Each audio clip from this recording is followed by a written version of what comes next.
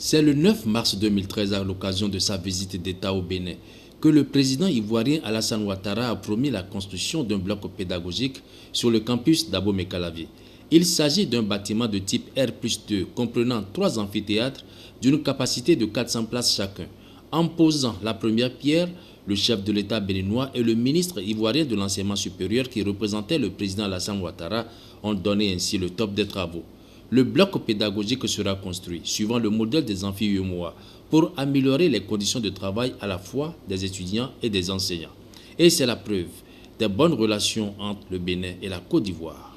La directrice du Centre des œuvres universitaires et sociales d'Abomey-Calavi a reconnu les efforts du gouvernement pour l'épanouissement de la communauté universitaire. Plusieurs infrastructures ont été construites dans ce sens et la nouvelle, c'est la mise à disposition très prochainement de 20 bus de transport au profit des universités du Bénin. Sur les 20 bus, 8 seront attribués à l'université d'Abomey-Calavi. Selon son premier vice-recteur, l'université d'Abomey-Calavi attend encore beaucoup de soutien car les défis sont encore nombreux. La promesse réalisée du président Ouattara de construire un amphithéâtre à l'UAC est le témoignage de la considération qu'il accorde au président Boni Yayi, et le premier vice-recteur de l'UAC a fini par conclure que si nous mutualisons nos ressources, nous pouvons faire de grandes choses. Pour François Abiola, le président Alassane Dramane Ouattara a montré l'exemple par son geste. Le ministre d'État béninois chargé de l'enseignement supérieur a surtout parlé de la vision qui fonde les actions du président Boni Yayi. Lorsque je viens ici en tant qu'enseignant, vous bousculez pour dire, réunissez-vous, essayez de donner le titre de docteur honoris causa à X, à Y. Vous voyez, c'est ça le fruit, nous le devons au président de la République. Donc, lorsque le président dit, faites ceci, faites cela, aidez-nous à faire cela, les fruits tombent. Et c'est pourquoi, si le chef de l'État me l'autorise, je vais demander à mon ami, M. Conan, de transmettre les remerciements de la communauté universitaire au président Alassane Ouattara. C'est promesse tenue. Parce que le jour, il disait, tout le monde se demandait, y compris le vice-recteur, y compris le recteur, est-ce que cette promesse sera tenue? De son côté, Nyamien Kona, le ministre ivoirien de l'enseignement supérieur, a insisté sur la qualité des ressources humaines. Qualité sans lesquelles l'horizon 2020 fixé pour l'émergence de l'Afrique risque de rester un vœu pieux. Monsieur le Président de la République, votre frère et ami ne pouvait pas rester insensible à tous les efforts que vous faites inlassablement, m'a-t-on dit, pour la jeunesse béninoise, mais pour la jeunesse africaine dans son ensemble. Car ici, dans cette université, se côtoient non seulement des étudiants et des étudiantes béninoises, mais aussi des Ivoiriens, des Sénégalais, des Maliens, des Burkinabés, etc. Le président de la République m'a chargé de vous dire, au nom de l'amitié et de la fraternité qui vous unissent, qu'il n'a fait que son devoir d'aîné.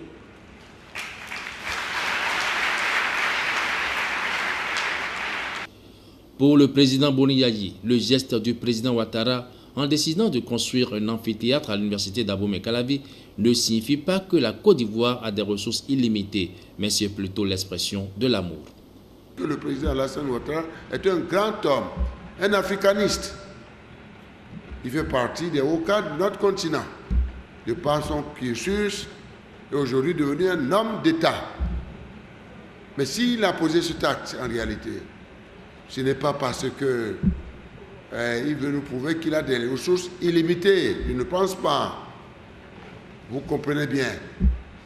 Puisque je vois comment vous réagissez. En tout cas, j'en suis heureux. Que vous soyez heureux de cet événement-là. Devenu un homme d'État, il a une vision à la mesure de cela. À vrai dire, comme je le disais, cela ne veut pas dire que la Côte d'Ivoire n'a pas de problème ou a des ressources illimitées. Non, c'est l'expression de l'amour. Non seulement pour le peuple béninois, mais encore pour la jeunesse africaine, sous-régionale africaine et même mondiale. Il faut que vous reteniez cela. Donc c'est un geste de philanthropie, je crois qu'il lui est reconnu. C'est lui-même qui s'est offert, mais tout en sachant que, à vrai dire, en aidant l'université d'Abou Mekalavi, c'est aider la jeunesse africaine, point final. Parce que, comme l'a dit le ministre d'État, Abiola, se côtoie, vous voyez, toute la jeunesse tchadienne, nigérienne, sénégalaise, béninoise, togolaise, nigérienne, etc., etc., etc. C'est la jeunesse africaine. Et nous y sommes. Je vous demande de prier, de beaucoup prier, pour que nous soyons en bonne santé et que le président se porte mieux.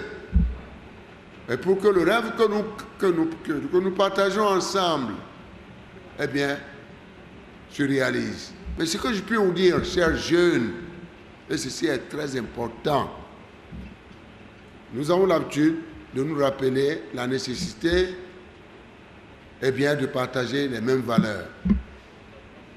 Les mêmes valeurs. L'unité nationale dans chacun de nos pays est indispensable. C'est le prérequis, c'est le préalable. Chacun de nous doit porter Dieu dans son cœur. Porter Dieu dans son cœur, c'est accepter l'autre. Quel que soit son âge, quel que soit son sexe, quel que soit son lieu de naissance, quelle que soit la couleur de sa peau. Mes chers amis, mes chers citoyens de la sous-région, ceci est important. Consolider l'unité nationale, consolider la paix dans nos pays. Le président travaille à cela. La sécurité, ici est indispensable. Nous ne le dirons pas assez. Sans la sécurité, il ne peut jamais avoir de développement. Comme défi que nous sommes auquel nous devons faire face, eh bien, la question de la bonne gouvernance dans nos pays. Comment nous allons construire des institutions crédibles, fortes, gérées par des hommes de qualité, décidés à défendre l'intérêt général. Ceci est constitué aujourd'hui un prérequis et un préalable à lever pour que nous puissions mettre fin à ce que nous appelons l'impunité. Par exemple, vous ne pouvez pas construire un état de droit sans une justice au rendez-vous. Autrement, nous ne mettrons jamais fin à l'impunité. Et que chacun où il se trouve, il soit béninois, ivoirien, sénégalais, etc., voilà le mot d'ordre que nous nous donnons. Chacun doit travailler pour l'obligation de résultats, la transparence et la réduction des comptes. Ceci est indispensable. Je m'adresse à la jeunesse africaine, c'est-à-dire vous qui êtes prêts à prendre la relève. Nous sommes venus vous dire, nous sommes décidés. Nous sommes décidés à suivre les traces de la Côte d'Ivoire sur toutes ces valeurs, ces impératifs et ces défis. Et nous sommes décidés à travailler ensemble. Et je crois, avant de terminer, la question de l'intégration économique est l'un des défis et le dernier. Et le plus important, je vous ai parlé de la CEDEAO, le président a fait poser des actes historiques, impérissables, inoubliables. Et je crois qu'on a fait dire d'ailleurs à certains, on a dit qu'il est rentré dans l'immortalité pour les actes qu'il a posés en sa qualité de président de l'exercice sortant. Il a passé 2 ans. Généralement, c'est 1 an. Il a passé 2 ans. Parce que la question de l'intégration économique est fondamentale sur le continent. L'Afrique doit parler à l'Est de l'Afrique. L'Afrique doit investir en Afrique. L'Afrique doit commercer avec l'Afrique. Et c'est ce que nous sommes en train de faire aujourd'hui. L'acte que pose le président Alassane Ouattara s'inscrit dans cette dynamique. Et je ne peux que lui dire merci au nom du peuple béninois et au nom de toute la sous-région. Enfin, le président Boni Yayi est revenu sur la qualité des ressources humaines sans laquelle on ne peut pas aller à l'émergence, même si on a des ressources. C'est ce qui justifie aussi le geste du président Alassane Ouattara, a conclu le chef de l'État.